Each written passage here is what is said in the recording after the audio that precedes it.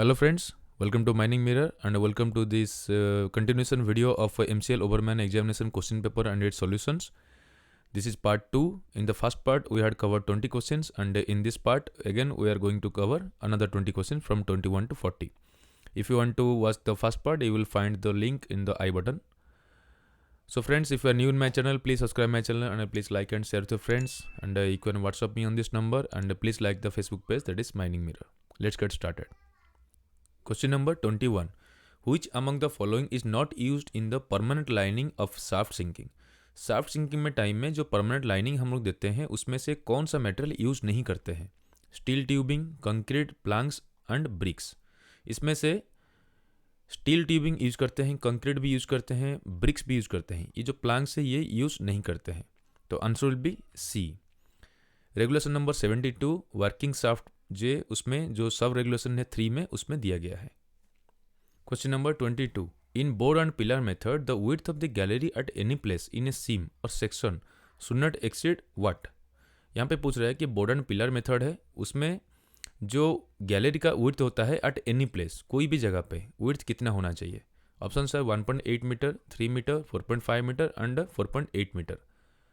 According to regulation 1 development work का sub regulation 2 में दिया है, उसका हाइट होना चाहिए 3 मीटर कोई भी एरिया में और उसका विड्थ होना चाहिए 4.8 मीटर. तो आंसर विल बी डी.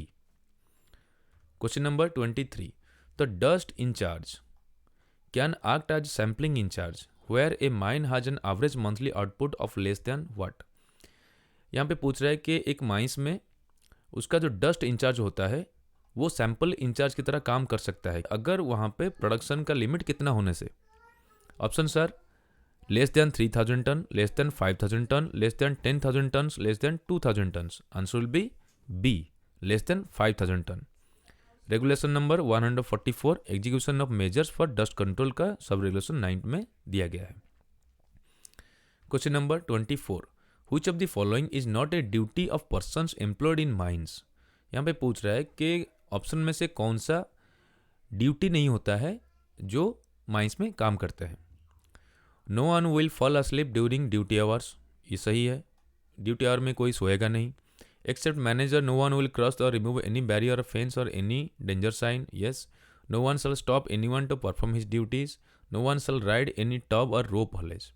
ये वाला जो पार्ट है ना, no one shall ride any tub or rope haulage, ये पर्सन का ड्यूटी नहीं होता है. तो answer will be D. Question number 25. Which of the following is not a duty of a competent person? Competent person का कौन सा duty नहीं होता है? ए competent person shall not report to his senior officer.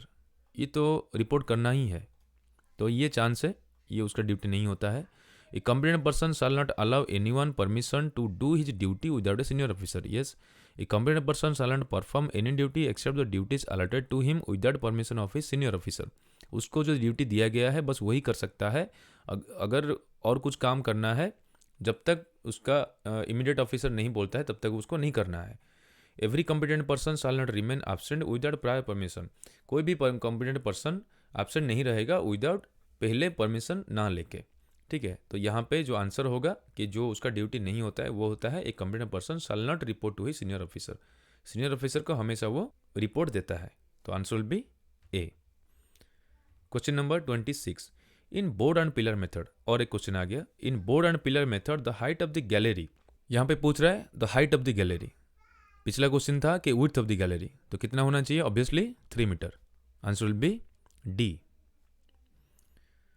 Question number 27. Which among the following is not used in the temporary lining of the shaft sinking? देखिए shaft sinking से और एक क्वेश्चन आ गया. पहले था कि परमानेंट लाइनिंग, अभी पूछ रहा है कि टेम्पोररी लाइनिंग में क्या मेटेरियल यूज नहीं करते हैं. Solid board, skeletal ring, fish plates या ब्रिक्स. ब्रिक्स यूज हम लोग नहीं करते हैं टेम्पोररी में, वो यूज करते हैं हम लोग परमानेंट में. ठीक है, क्योंकि परमानेंट लाइनिंग में हम यूज करते हैं कंक्रीट, स्टील ट्यूब्स और ब्रिक्स.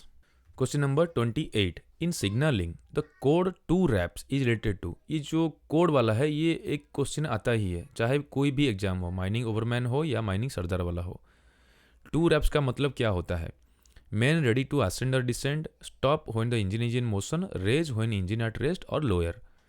यहाँ पे जो हम लोग का रेगुलेशन 80 है शाफ्ट फिटिंग्स में, उसमें ये पर्टिकुलरली दिया गया है और ये उसका पूरा का पूरा सब रेगुलेशन है। तो answer will be D.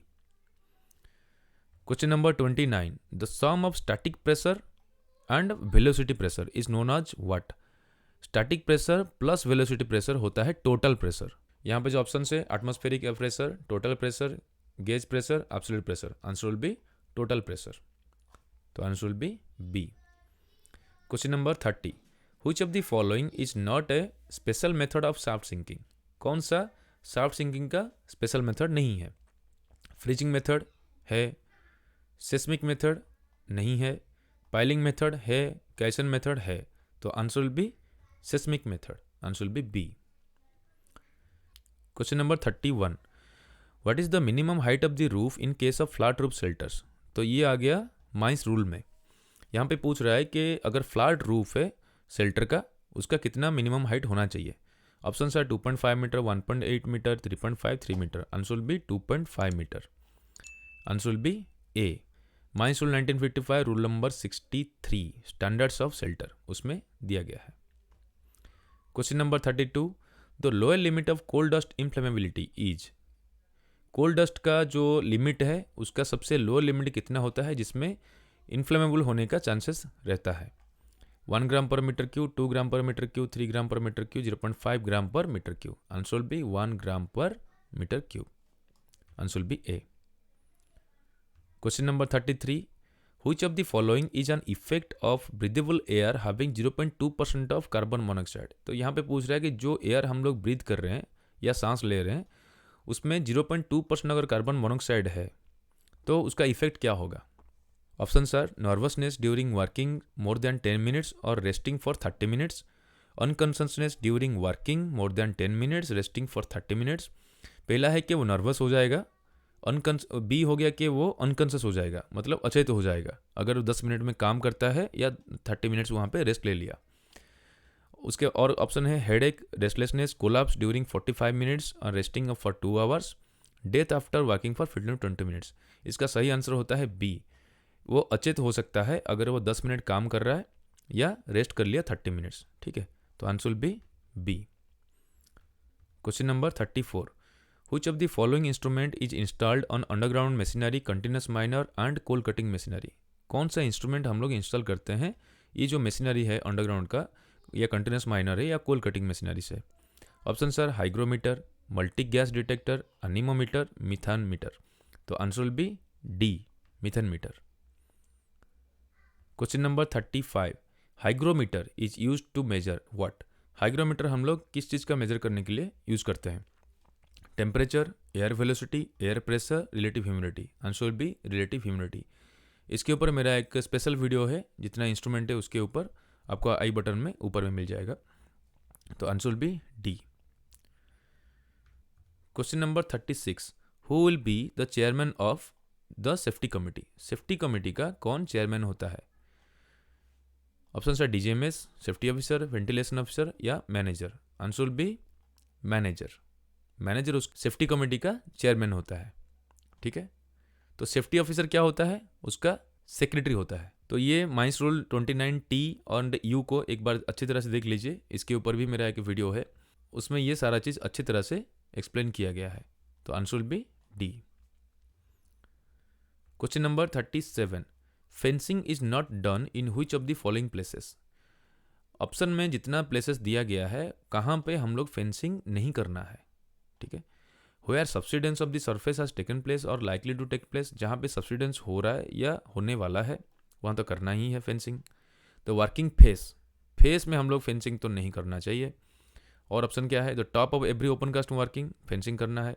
Every entrance to shaft, staple pit, sump, go for other danger places, fencing करना है। तो answer will be the working face. Answer will be B.